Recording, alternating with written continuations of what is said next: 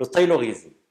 Taylorisme, généralement désigné par le concept de l'OST, l'Organisation scientifique du travail, revient à Frederick Winslow Taylor, qui est le chef de file de ce courant de pensée. Il est né en 1856 à Pennsylvanie et mort en 1915.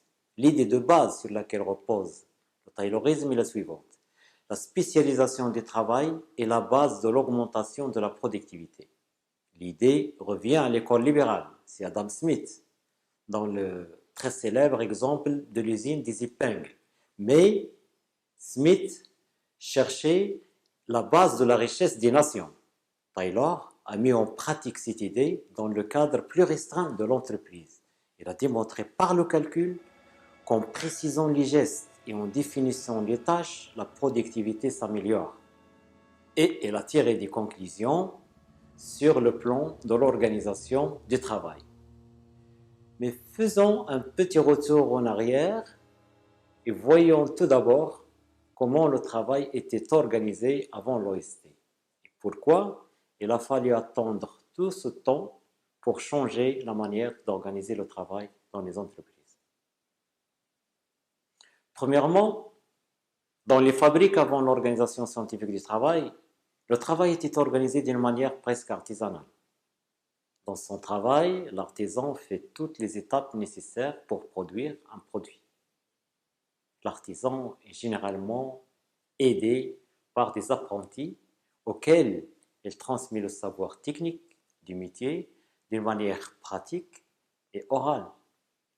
Entre la fin du 19e siècle et le début du 20e, il n'existait pas de spécialisation des ouvriers dans une seule tâche. Deuxièmement, la nécessité de changer le mode d'organisation s'imposait durant cette période pour au moins deux raisons. La première, c'est que la fin du 19e siècle était une période historique qualifiée de deuxième révolution industrielle. L'utilisation du pétrole, de l'électricité, des progrès importants dans le domaine des transports, l'avion, 1890, les bateaux, des communications, le cinéma, avec les frères Lumière en 1895, le téléphone, la radio, etc. D'immenses opportunités aux entreprises, dont la plus importante, c'est l'ouverture des marchés et le développement des commerces extérieurs. Pour accéder à ces marchés et bénéficier des avantages comparatifs, les entreprises américaines doivent augmenter leur productivité, réduire leurs coûts et investir des capitaux accumulés dans des stratégies de croissance. L'économie de l'Europe était dévastée par la Première Guerre mondiale. Le marché est énorme. La seconde raison, c'est que l'organisation classique du travail, telle que je l'ai décrite auparavant, bloque l'augmentation de la productivité.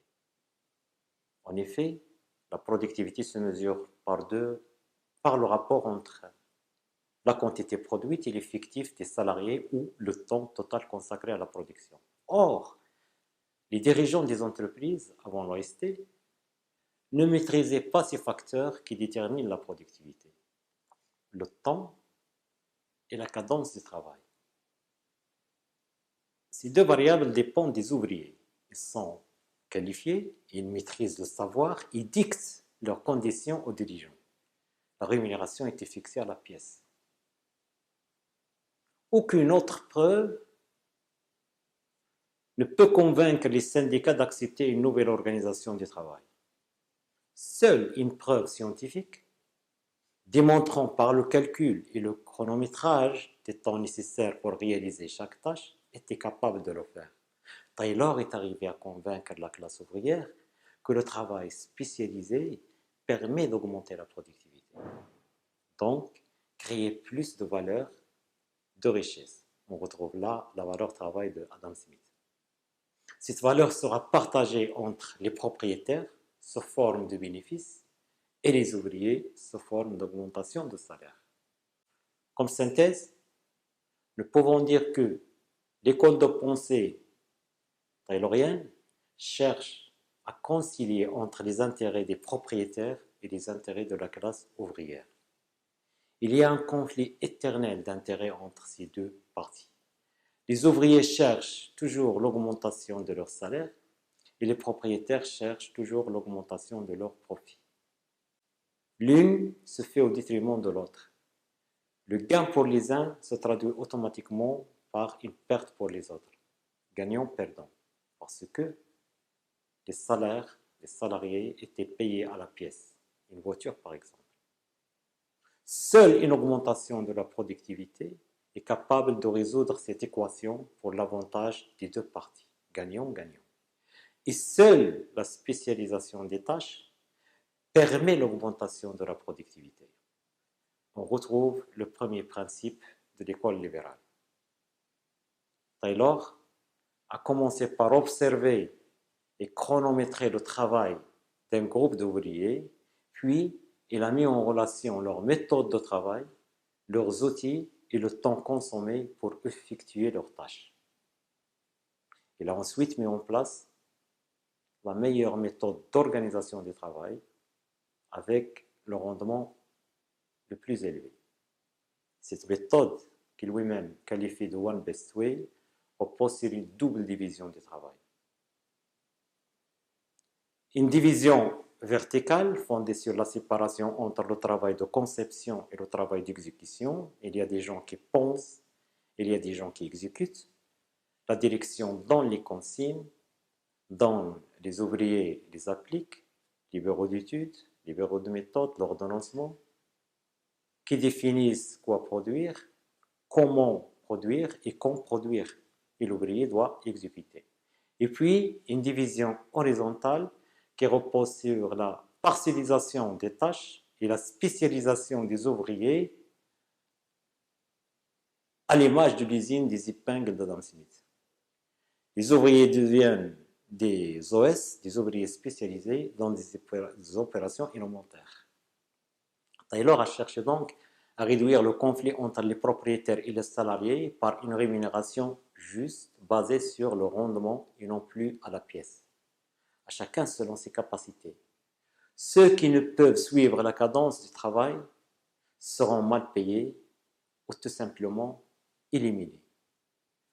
Comme résultat de cette méthode, le rendement des machines a fortement augmenté, moins de salariés et plus de rémunération grâce à l'amélioration de la productivité. Pour la petite histoire, après ce travail, Taylor obtient un avancement et créa en 1911 son ouvrage Principes de l'organisation scientifique. Mais, d'un autre côté, l'organisation scientifique du travail, l'OST, a transformé l'ouvrier en un ensemble de réflexes conditionnés.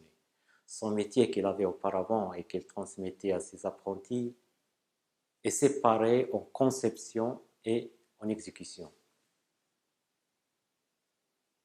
Taylor, lui-même, a avoué que l'OST, par la séparation entre conception et exécution, conçoit l'ouvrier comme étant paresseux ou doit l'être. Cette déshumanisation du travail humain, due à l'excès de la spécialisation, est fortement critiquée par d'autres écoles de pensée au management. Sur le plan artistique, les excès du taylorisme seront dénoncés par Charlie Chaplin dans son œuvre monumentale Les temps modernes.